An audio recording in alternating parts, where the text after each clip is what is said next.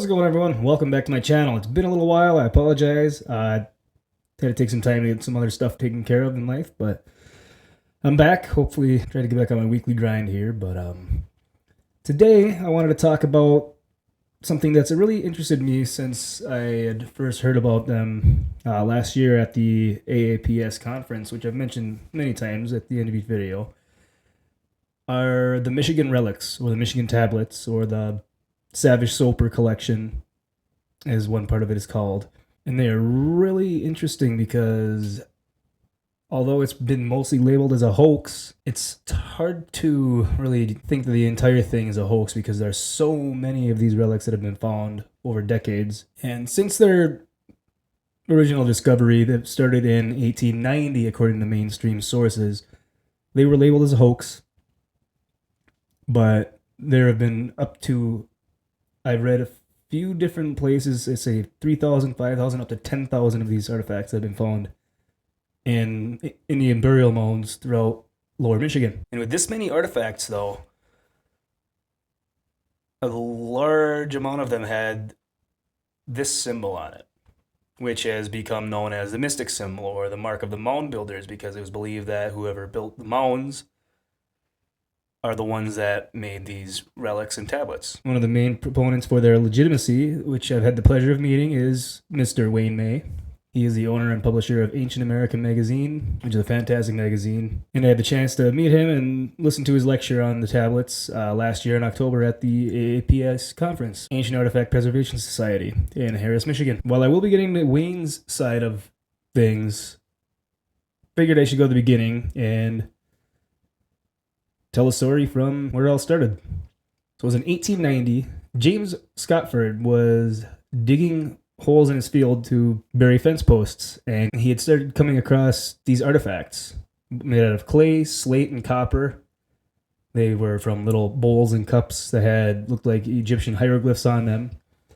They were up to the copper and slate and clay tablets that had cuneiform Coptic languages, biblical scenes from like Noah's Ark, the Great Flood, creation. They had Hebrew scenes. They had, I believe, all sorts of symbology from around the world that shouldn't have existed in America, especially anytime pre-Columbian. Now, this first discovery was in, as I said, the Lower Peninsula of Michigan, near the villages of Wyman and Edmore in Montcalm County. By 1920, artifacts had been found and dug up in over 16 counties in the Lower Peninsula. Two other men that were also involved eventually with the digging of and finding the relics was Daniel Soper and Father James Savage. Soper, at the time, was a former Secretary of State of Michigan, and Father James Savage was a pastor of Detroit's Most Holy Trinity. Bringing some legitimacy to the digs with Scotford and Soper and Savage were people from the communities that they brought out, and they had signed affidavits from these people, men and women that they brought out to dig up and find these artifacts, that they were real. They swore they were real because they dug them up themselves. They weren't just given to them by Scotford or Soper or Savage. Unfortunately, this was not enough to convince the authorities of their legitimacy, and the relics and tablets had gone unnoticed for most of the 20th century. Scotford was known to be very quick, and with sleight of hand, he could put the relic in the ground as they're digging it up, or right before they dug it up, or find it and then say, hey, come over here, dig this up. I found something you might want to find yourself. From what I understand, over the past over 100 years, none of the men had ever come out before they passed away and said that they did it. The men had originally tried to sell or donate these relics to the Smithsonian, and they immediately labeled them as fake, just like they did with the Newberry tablet, which was found around the same time, but much farther north in the UP. As I had said before, most of these digs had taken place in Indian burial mounds, or what appeared to be Indian burial mounds, although some relics and tablets were found in places that weren't archaeologically known to be a site, with up to 10,000 of these relics recorded being found. Even if, say, 1% of them is legit, that would rewrite history in pre-Columbian America as a whole, for sure. Much like many other discoveries and finds that could also rewrite history that most all the time just get brushed away as fake or hoaxes, like this one. A large portion of the entire collection was owned by Father Savage, and when he had passed away, his collection was relocated to Notre Dame. The main bulk of the artifacts remained there until an authority from the Latter-day Saints church showed enough interest where then the university gifted the relics to the church. A man named Milton R. Hunter also purchased Soper's portion of the collection from his son around the same time. When Milton R. Hunter died, his portion of the relics that he had bought from Soper's son were then gifted to the Church of Latter-day Saints as well. So both collections, the Soper and Savage collection, were all together and one in the basement, where they remained for many years. In 2001, an associate professor of anthropology at Oakland University, Dr. Richard Stamps, agreed to view and test the legitimacy of the tablets. After analyzing them with several modern technologies, Stamps had concluded them to be forgeries, as did many other authorities in the century prior, unfortunately. He claimed that on some of the tablets, there were modern file marks and saw marks that were left by the fraudsters, and they were very noticeable, and he said they were bad. In regards to some of the images, he points out that the use of perspective wasn't used until the 15th century. With the copper tablets, he said that the copper wasn't pounded as it should have been. At the time, it was smelted, which wasn't used by any ancients in America that we're aware of.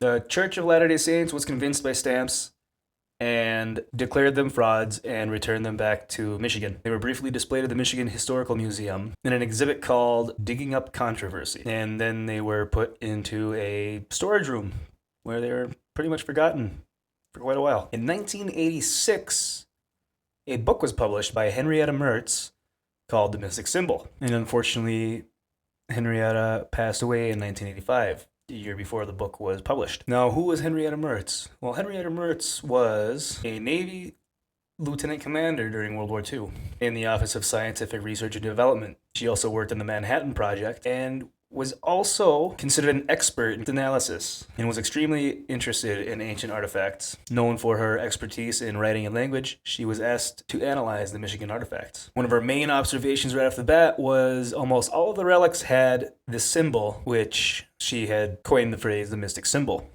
or as others have called it, the mark of the mound builders. She thought the symbol may be ancient Greek symbol IHS, or Jesus, which made its appearance around 312 AD. Everything I'm reading about Henrietta Mertz I have gotten from an article on mysteriousmichigan.com. Drop the link in the description on that. I'm going to read right from the article on Henrietta Mertz's analysis of the tablets. The tablets were then able to be categorized again into ones that were covered in writing, tablets containing writing and pictures, and those containing mostly depictions with few words. She then was able to categorize the relics containing both writing and depictions in 3 more groups: biblical battle scenes and calendar records. Upon analysis, Henrietta noticed something almost immediately that others had failed to recognize. She said, "One peculiar thing stood out. Even though the letters may be a mixture, the mixture within itself appeared consistently uniform." Continuing analysis, she discovered that the measured symmetry indicated that whoever engraved the plates must have been familiar with the languages in which they wrote. She felt that copied writing lacks fluency, and no one could doubt that but one person engraved both sides and understood what he wrote with fluency, sureness, and no slight of hesitation, Henrietta claimed. Analysis such as would be acceptable in any recognizable court showed that the writing had not been forged. Each tablet had been written by a different hand, and no 2 tablets bore characteristics stemming from one single hand. So Henrietta believed that they were real, and that they were not copied and forged by one person, but multiple people. Now, I've seen some of these tablets in real life, in person, and the tablets that have the artist depictions of scenes, they all look like they could have been similarly made by the same hand. Now, there's other calendar tablets that are beautifully made that look like someone knew what they were doing when they made this. They didn't just slap it together quick for fun they put some time and effort into it. One of the calendar tablets containing astronomical data pointing to a solar eclipse that historical records confirm was observable from the artifact site in AD 342. So I can understand where she's coming from. The next part in this article about her observations, which I thought was pretty interesting. So I'm going to also read it as it is in the article. Both Greek and Egyptian records spoke of an alien people who were thought to be closely connected with the import of copper. Egyptian records had referred to them as the Kiftiu or Kieftins. Kiefchins. The Kiftiu were said to be red-skinned and came from Isles of the Sea.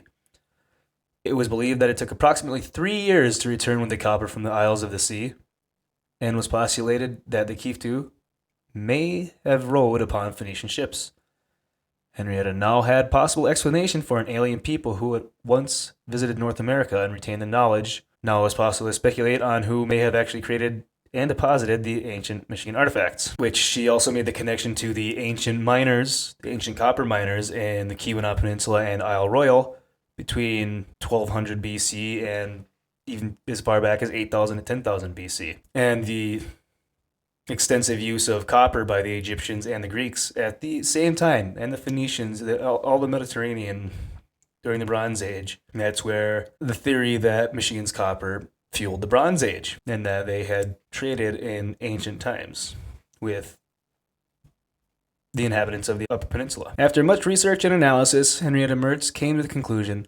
Analysis indicated that each individual tablet containing writing originated with a different hand. No two specimens examined produced identical characteristics, a humanly impossible feat if one person alone would have been guilty of forging the entire group of 3,000. And as noted earlier, we believe the persons who inscribed this material were Christian refugees fleeing from the Decian or Diocletian persecutions and sailing out from the harbors of Dome, Naples, Alexandria, Carthage, and other eastern Mediterranean ports, and assumed lost in the turbulent waters of the North Atlantic.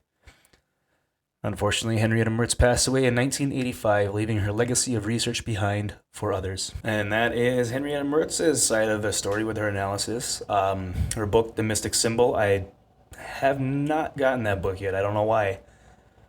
I'm going to need to. I'll drop that link in the description. Also, I'd like to thank Chad Stemke for the article he wrote on mysteriousmichigan.com. He took the story of the tablets and condensed it down into an easy to read and understand and digest article. So I'll put that in the description as well. Now, to the next proponent, the main proponent of the legitimacy of these tablets and artifacts as a whole, Mr. Wayne May. As I had stated earlier, he is the owner and publisher of Ancient American magazine, who was first enlightened of the relics in 1988 when a friend of his reached out and asked him if he had ever heard of them. He said no. He was showed them and he was hooked, and he's been spending the last 35, 40 years trying to get them back into Michigan where they belong and prove their legitimacy. Now, according to Wayne, the first relics were actually found in 1846 and not 1890. And in his research, he's also found that relics have been found in over 27 counties in the state of Michigan, not just the 16 that was previously believed or recorded. One of the stories he was telling last year at the conference when he was speaking was he was doing a talk for a guys club or something like that, and he brought up the tablets and some of the symbology that was used on them, and he said a very large Ojibwe man in the crowd walked up towards him and he pointed at the symbols. He said, "That's my people's language." So if the Ojibwe of the past had the same symbology that's on these tablets, that would mean that it would add some legitimacy to the tablets, or at least someone knew the symbols when they were faked, if they're faked. We also continued to talk about his battles with the state and archaeologists in the state, and some archaeologists were saying that the clay tablets that were found in the dirt could be verified frauds by just getting them wet, because then the clay would disintegrate or mush back to its softer state. But Wayne said he had taken chunks off of these tablets, set them in a glass of water for up to 6 months and sometimes, and they were still just as hard as they were before they got put in. So Some of them could potentially have been fakes on clay that was not fired, but others were correctly fired clay and hardened. One of the archaeologists he had beef with was John R. Hosley. And he stated in an article, Michigan Relics Come Home. The first relics were discovered in Montcalm County, Michigan in 1890 by sign painter James Scotford. They consisted mostly of unfired, crudely modeled clay boxes and tablets bearing mysterious symbols. When brought to the attention of any experts in linguistics and ancient writing, they were consistently pronounced as frauds, and unconvincing ones at that. I'm no expert, and like I said, I've seen these tablets, some of them, and they look convincing compared to other ancient tablets and steles found around the world. So like I said, I'm not an expert. I like to believe that some of them might be frauds, but others are real. And someone found the real ones and made their own copies of them, maybe to try to make money or get fame, fortune. But I do believe that some of them have to be absolutely real. I know Wayne definitely feels that way. But he has also stated even if 1% of the 10,000 is real, it gives enough levity to the discovery.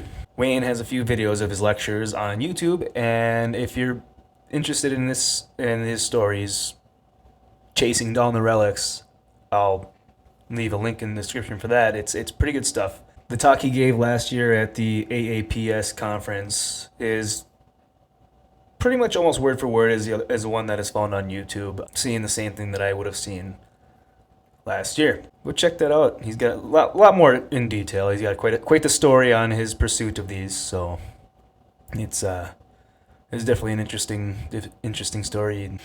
So yeah, these tablets or these relics, I should say, have been controversial for almost 150 years. You can look it up, and any videos you really find is proving, or the author saying that these are fake.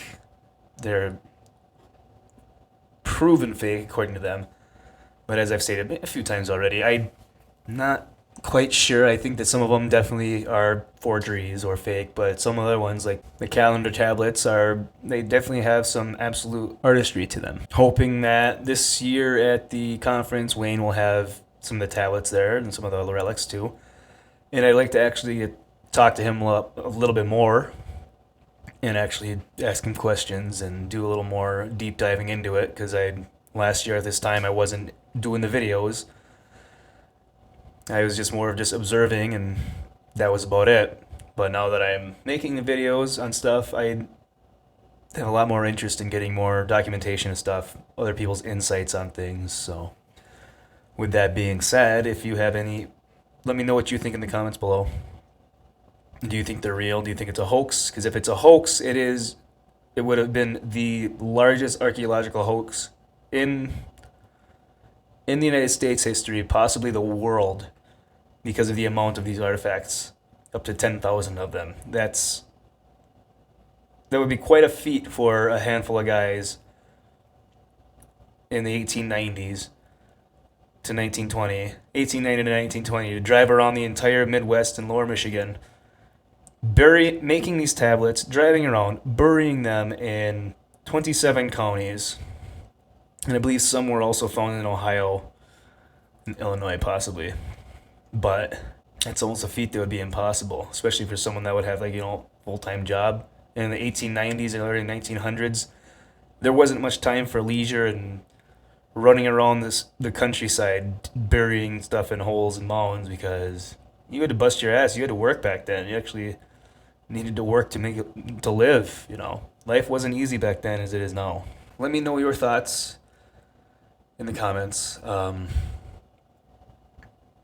50-50, but probably leaning more towards, like I said before, some of them being real and others being forgeries.